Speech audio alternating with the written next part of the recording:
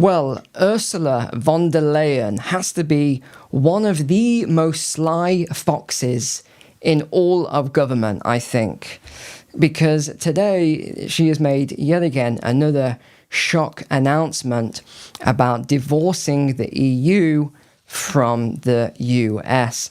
No wonder there is a vote of no confidence going ahead against her. So there's actually a couple of stories on the EU and Ursula today. And then we're going to go on to some UK news. So we're going to begin with the US, EU, and then we'll go on to the UK stuff here. Well, actually, we've got a story on Canada as well, which was an interesting one. So here we go. Here's the headline. Goodbye, Trump. Hello, Asia is the EU's new trade strategy. But will it work, ladies and gentlemen? That is the big question. Will it work?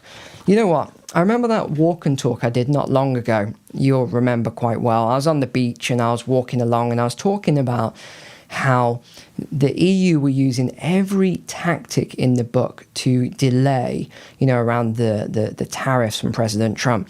They were using every tactic in the book to delay the negotiations. And then eventually he just said, look, it's this or nothing. And they went to the negotiating table. But at the same time they were doing that, they also gone to the WTO, the World Trade Organization, and filed a complaint against human rights and all the other stuff, which, they were just grasping at straws here. Well, now, not only have they done the dirty on the US, but they've also done the dirty on the World Trade Organization. I'll tell you about this in a moment. Because she's now trying to almost disband the WTO and create a new trade organization. And it looks as though it's all going ahead. It's pretty solid. I think once this hits President Trump's desk, he is going to be furious when he sees the countries involved in this. And in fact, let me just tell you the countries involved. Another statement, she said that they don't really need the US anymore because they've got China plus the CPTPP. What is that, you may ask? Well, that consists of Australia, Brunei, Canada, Chile, Japan, Malaysia, Mexico, New Zealand, Singapore, the UK, and Vietnam. So these are the 12 countries that they're doing this trade agreement with. So they basically said that they were getting fed up with Donald Trump's trade threats, and they've now explored a bold move with the East to find partners who are willing to play fairly by the rules. Well, actually, that's nonsense, because it's not a case of the US wasn't playing fairly by the rules. It's the fact that there were really no set rules. The rules were capitalistic rules, Do you want to trade? Yes or no? Well, we've got tariffs, you've got tariffs. Let's try and find a way forward that works for both countries, or both country, the United States, and the Union of the European Union. So what did she have to say then? And then we'll talk about her. They're trying to kick her out, actually. But I don't think that will happen, even though the headlines are saying she might get the boot. In fact, I can almost guarantee you she won't get the boot, and I'll explain why in a moment. So the European Commission chief, Ursula von der Leyen, has proposed to EU leaders the launch of a Europe-led initiative to establish a structured trade cooperation with Asian countries. This doesn't include China here, but remember, they are pursuing China as their number one trading partner. That's who they want. They want China instead of the US. This is laying the groundwork for an alternative to the WTO. She said that they don't need the WTO anymore. It hasn't worked for years, and when they needed them, the WTO wasn't there for them against President Trump and the USA. And she used some very aggressive language about the USA as well. Also, the German Chancellor, Friedrich Merz, said that the WTO isn't fit for purpose anymore and they don't need it. So what else did she say? She said that she's now presenting everybody with different options away from the USA and towards this new agreement we just talked about there. She said that this is a new step towards reshaping the global order. Yes, the global order. She loves that term. And someone else said the global trade order needs to be recreated. This is a project we should truly engage in. She said, this is my team. This is my new team. And we must take the lead in managing this initiative.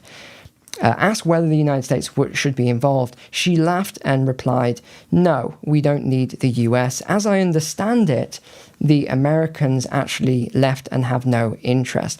They don't need the US because they've got China and these new countries. So this is what she has to say. But now let's take a step over to actually one other point. Canada tried this was out of Politico, not my favorite media organization, I'll add, but this was out of Politico today.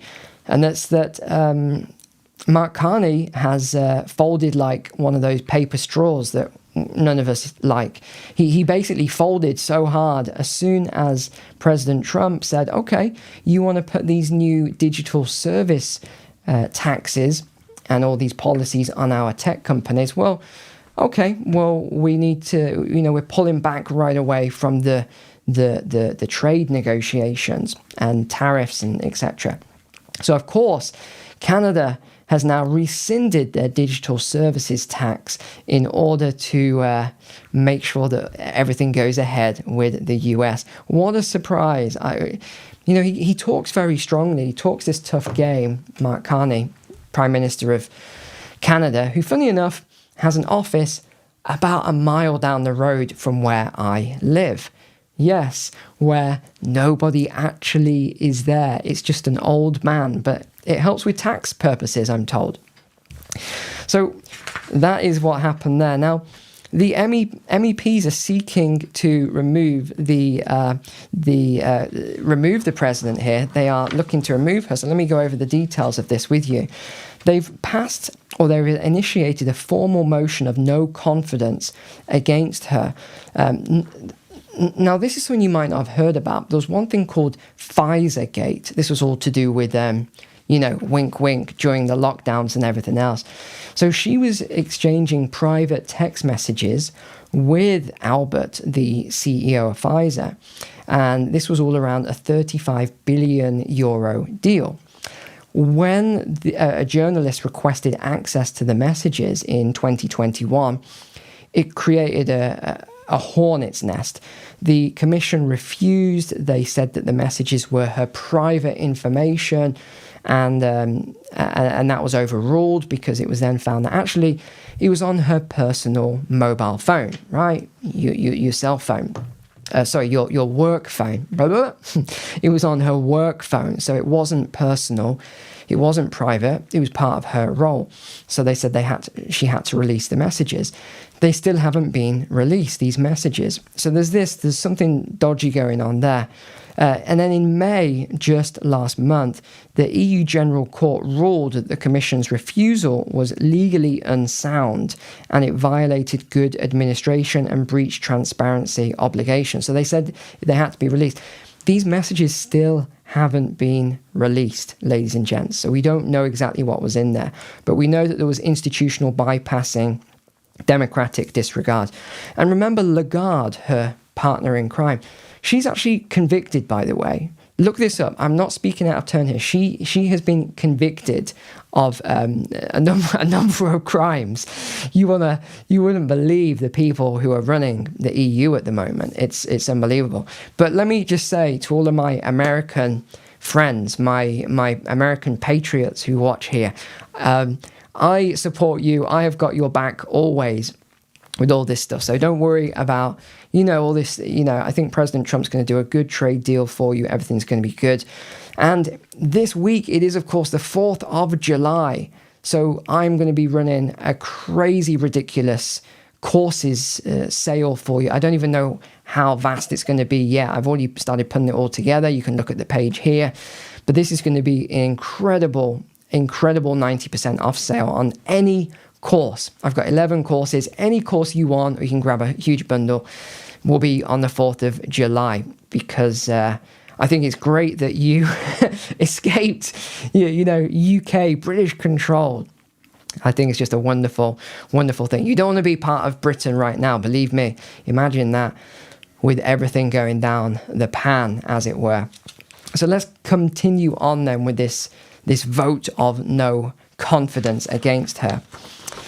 What else is part of this? Well, it wasn't just Pfizergate. There's also accusations of overreach. So what did she do? Well, she abruptly withdrew a number of laws without proper consultation with Parliament. You can't do that, right? But she feels that she could, because she had all this power, that she could just do it. And how did she do it? Remember what I said about the lockdowns? All those emergency powers that were put in place, they never take them out of position. A lot of them are still in place, by the way. I mean, I just find it unbelievable. I like to do a lot of Freedom of Information Act requests. I highly recommend that you do the same, because they're just great. So do them all the time. And we've still got all these emergency powers in place from a lot of Western countries, which is meant to be freedom and democracy. And yet we have emergency power. So one of them was she secured a major 150 billion euro safe defense armament initiative because she knew she wouldn't get the vote for it. So she just used emergency powers. It was called Article 122 TFEU. And she bypassed, actually, I've got to use the word allegedly, wink, wink. She allegedly bypassed Parliament, getting some new legal advice on the channel here for what I say. Okay. And also the MEPs in the Legal Affairs Committee are also considering taking legal action against her. So she's basically got 3 lots of actions against her at the moment, but they just can't get rid of her. I wonder why.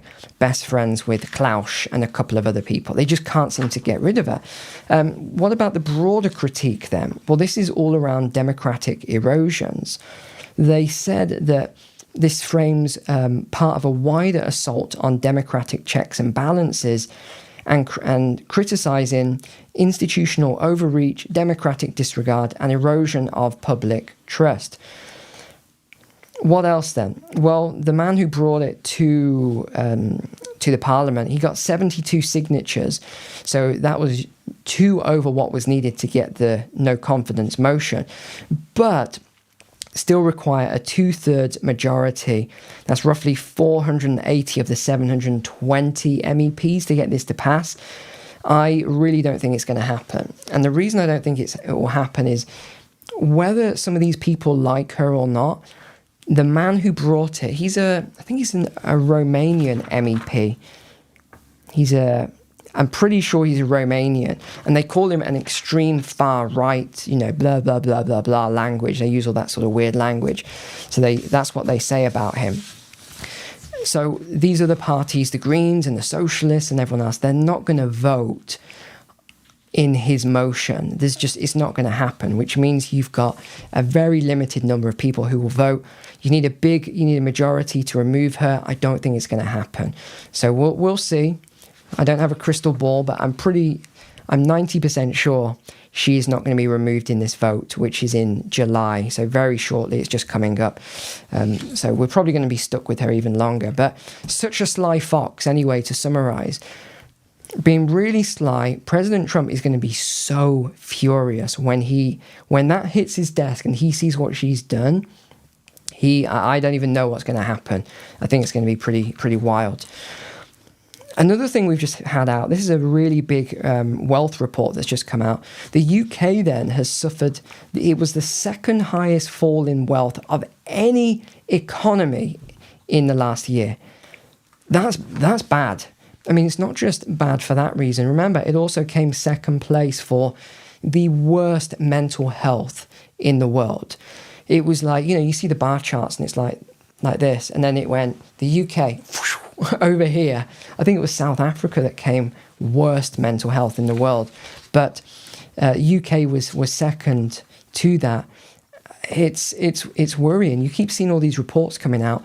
The UK is worst in the world at this. The UK suffers the second highest fall in wealth. The UK has the number 1 exodus of millionaires.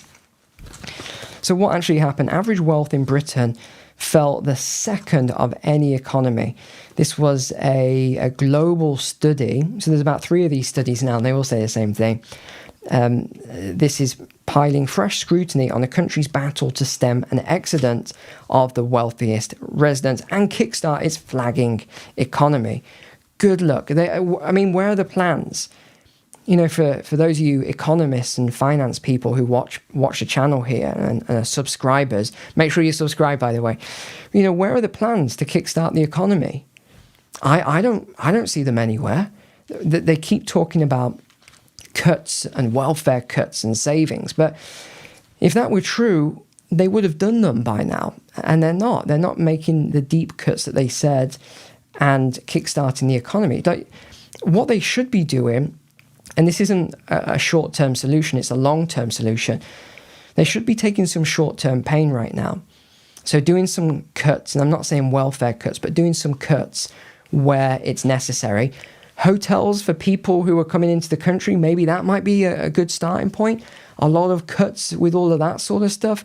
Yeah, I think that's where I would start if I were Prime Minister. This is where the comments come in and people are like, I'm glad you're not Prime Minister. You know, all these people, all these men, these 18 to 25-year-old men, these poor men. That's where I'd start. I'd start by stopping all that nonsense, right? Let's get the country back on track. But that's where I'd start. The second thing I'd do is I would take on more debt right away. And again, I'm not saying this popular opinion. I'd take on debt and I'd pump it heavily into AI and some of the industries that we know, medicine, AI, longevity, a lot of these things that we know are going to be big in the future. I'd want to get ahead in one industry. I'd just choose one industry and let's focus and get ahead on that one industry and really build growth. Let's bring the finance back, that we're losing all the finance as well. And that's what I do. I try and incentivize entrepreneurs to come to the country, not make them all leave and flee with their money and their businesses. Well, they're taking their businesses with them, especially the digital entrepreneurs. But hey, that's just me. Yeah, but it also says that your household wealth, if you're in the UK, fell another 3.6% last year.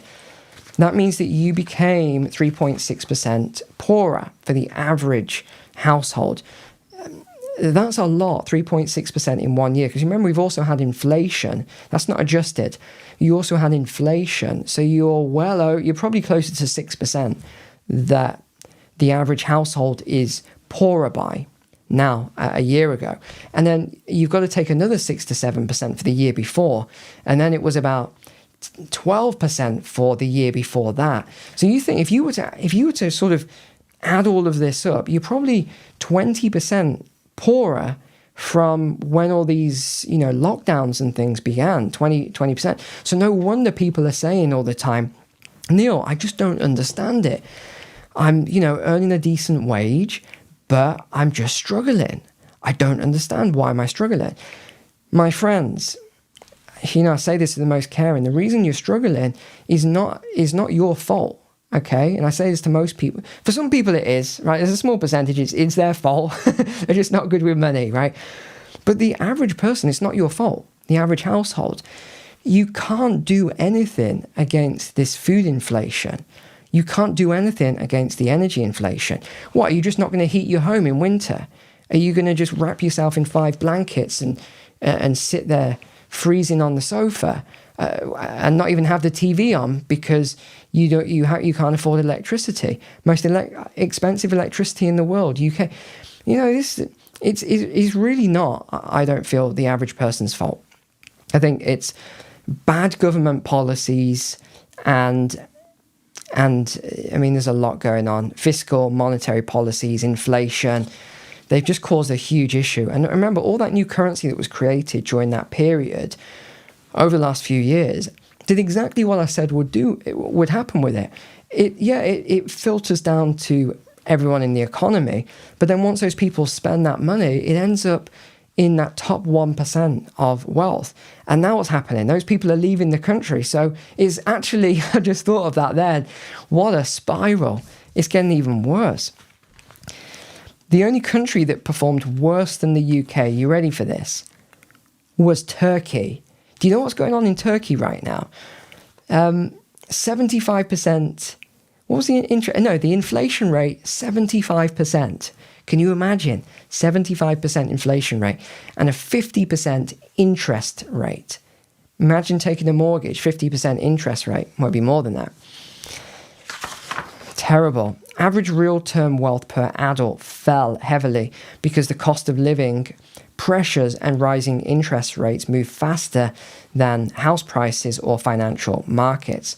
The same paper found, are you ready for this one? Wealth in the US absolutely exploded, like 11%, it says.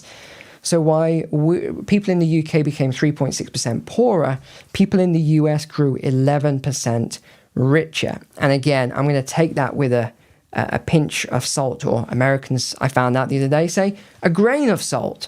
So I'm going to take that with, a little bit of salt there, because that is not going to be equal because of the wealth disparity between the poorest and the richest. It's never before seen on the history that we know about. So that 11%, I think, is going to be very staggered.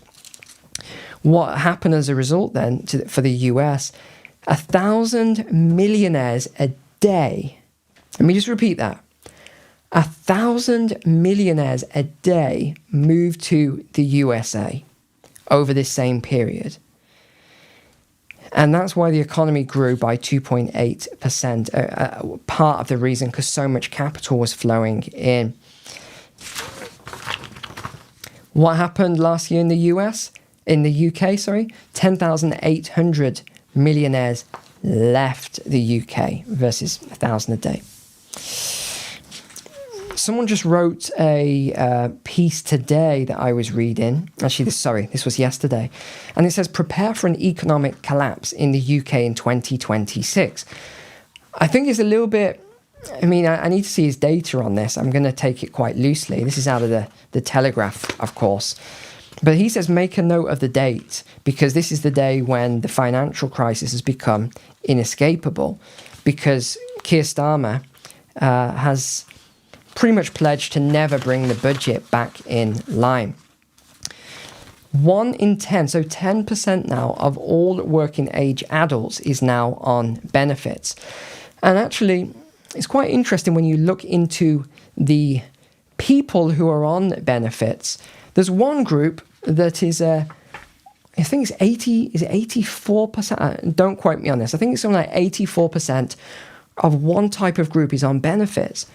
Wow, that is interesting, 84%. But either way, when you spread it out across all groups, it is 10% are now on benefits. And it's rising every single day. There's more people applying for PIP every day, that's personal independence payments. And he said this rise is not mirrored in any of the indices of sickness. So let me just outline what he's saying then. He said people are now abusing the system on grounds of, for example, anxiety, alcoholism, ADHD.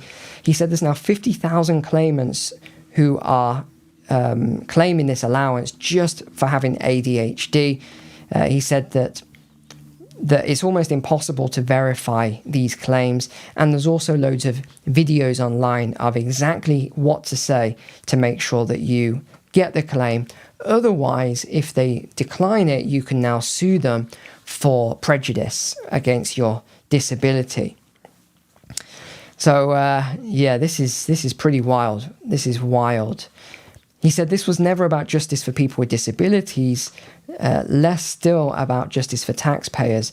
Indeed, the most immediate consequences of guaranteeing existing but not future claims is to deter people from coming off benefits, now knowing if they go back on, they're going to get a lower rate than before. He also said then the British state spends an unbelievable £55 billion a year on disabilities, and this is about to go up to £70 billion because of all the new claimants. He's basically outlined that this is going to bankrupt the British government by, he says, 2026, but at the latest 2027. He said there's only two options: higher taxes or more borrowing. both damage growth, or at least they would if there were any growth to damage. Touche. In an economy that is flatlining, they will topple us into a recession. Well, look, I think a recession is going to be coming anyway, regardless. You can only print currency for so long, and there's no growth going on. There's no plans for growth. I think they're building one AI center and supporting a couple of industries. It's not going to result in growth. I think we're going to see a recession anyway. Which brings us back to the coming gilt strike. Who knows what will trigger this? When bond markets turn, I covered that a few weeks ago, they are not interested in geography, justice, or moral hazard. Rather, they look coldly for the weakest wildebeest in the herd. And among the major economies, that is Britain. There's no doubt about it. And he talks about how the politicians are complacent. We haven't had a proper crisis since 1976. And he thinks that we're going to have a massive one. And another thing is, you remember back in 1976, GDP, debt to GDP levels were below 50%. Now, they're almost at 100%. So this would be absolutely staggering if this actually comes to pass. Truly, truly. 2 more to go. We've got to talk about this man who can't be extradited, who can't be, what do they want to do with him? Deported, that's the word. They can't deport him. We've got to tell you about this one in a second. But the big 4 supermarkets are under attack today as well for failing to back British farmers. Why? Because there is a staggering amount of new imports of meat from Australia and New Zealand. They are importing beef and lamb and putting it on the shelves. I think this is probably a paid-for piece because I've looked into this and it's not that much meat on the shelves. It's like less than 1%. I'd say maybe 0.5% increase in some of these. But because the chart looks so powerful, they've used a great chart here. Everyone's in uproar about this. But yeah, either way, you should be supporting, buy your local meat, regardless of what country you're in. If you're in the US, buy US beef. If you're in the UK, buy British, beef. Support your local farmers. We have to. They're under so much attack from the government at the moment. The chairman of the National Farmers Union said, this is very disappointing because of all the problems that we've got, and we need help from the supermarkets, so this doesn't fill us with confidence. Even though most of the major supermarkets have made commitments to selling British beef, they are putting other meat on the shelves. I thought this was funny. So Waitrose and Lidl jumped in straight away and they said, "Oh, we are shocked. We're shocked that these, they attacked the other supermarkets, that they had some New Zealand lamb on their shelves. Oh, terrible." Any opportunity, hey? Right, let's talk about this. I always save the controversial ones for last because, it's only the hardcore subscribers, followers that stay on till the end. Everyone else, they sort of drift in, drift out, and they're gone. So let's talk about the controversial one. An Albanian man with 50 criminal convictions has been allowed to stay in the UK as his crimes were not extreme enough. He's had multiple 6-year. He's just finished serving a 6-year jail sentence for robbery, theft, and false imprisonment. Because he failed to disclose these convictions when he arrived in Britain recently, they said that. Okay, let's move on from that. It told the tribunal, was the defense, that he should not be deported because he didn't know that it was a crime. He wasn't aware. No one made him aware that some of these things that he's done in the UK were crimes. So that's the first thing. He didn't know it was a crime to rob someone's house. He didn't know it was a crime to rob someone and to falsely imprison someone. He didn't know that was a crime, as well as some other things on here we won't mention. They said that he poses a very genuine, present, and sufficiently serious threat to the UK. He should be deported immediately. However, they have rejected this, saying that these crimes were not very extreme and that it would cause deep public type of offending that would cause deep public. Okay, it would not cause deep public revulsion, so they've allowed him to stay. Even though it says he's a clear danger to the British public, no, they said he's fine to stay. And you can't see this chart. I should have had it on the shared screen ready, but it was basically, I was looking this chart up as to who's committing the most crimes at the moment in the UK per 10,000 population. And I know you can't see this, so I'm just going to read it off. UK, 136 crime per 10,000 in population. Albania, which is where this guy's from, 4,000 per 10,000 of the population. That's not a typo. I said, that can't be right. I need to check, I need to verify this. So I've got you two, you can look on the Office for National Statistics, or this one is is a Freedom of Information request by the Centre for Migration Control. Okay, so you can look this up. Freedom of Information request by the Centre for Migration Control. And it shows UK is the lowest, commits the lowest amounts of crime. British citizens, 136 per 10,000. Albanians commit 4,000 per 10,000 of the population. And then it goes like that downwards from there with all these other groups. It's a joke, ladies and gents. I'm sure you get as infuriated as I do about this. And then you get the goody-goodies who go, oh, that's just racist. It's so racist to say that these people commit 4,000 per 10. No, it's not. It's a statistic. It is a fact. There's got to be something wrong with people if they say, come out with this. And they've been watching too much BBC, brainwashing. And there's nothing I can do that's going to change people's mind on that.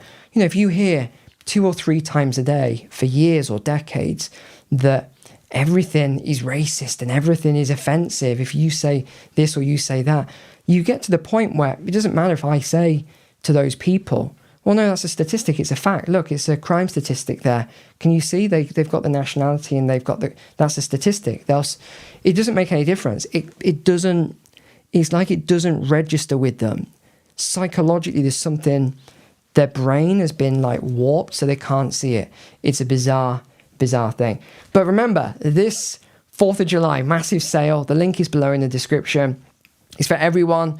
Doesn't matter if you're American or not. Enjoy that sale. Make sure you subscribe to the channel as well, if you like my common sense logic. If you don't, do the usual, click the dislike button, unfollow, off you go, that sort of stuff. Leave me a nasty comment on the way out.